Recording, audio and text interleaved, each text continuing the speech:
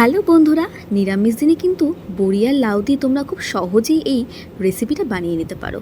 তার জন্য প্রথমেই লাউটাকে আমি এইভাবে ট্রায়াঙ্গুলার শেপ করে কেটে নিয়েছি। এবার কড়াইতে দিয়ে দিচ্ছি ঘি।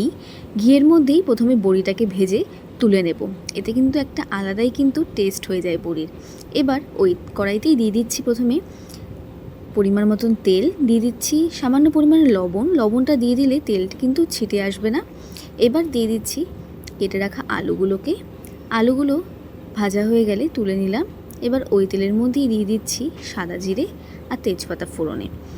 একটু নাড়িয়ে নেব। জিরেটা লাল লাল হয়ে আসলেই দিয়ে দিচ্ছি আদা বাটা, দিয়ে দিচ্ছি দুটো কাঁচা লঙ্কা ফেড়ে, দিয়ে দিচ্ছি এবার কেটে রাখা লাউগুলোকে, দিয়ে দিচ্ছি এবার স্বাদ মতন লবণ আর হলুদ। ভালো করে 2 মিনিটের মতো নাড়িয়ে নেব।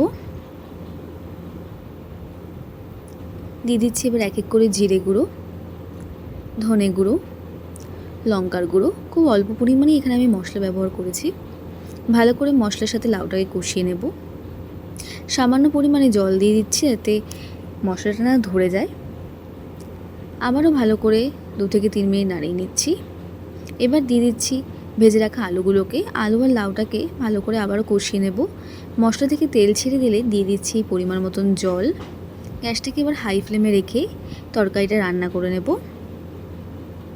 দিয়ে দিচ্ছি এবার চিনি। তরকারি হয়ে আসলেই ভাজা মশলা ডালের বড়ি দিয়ে নামিয়ে নেব। অসাধারণ হয়।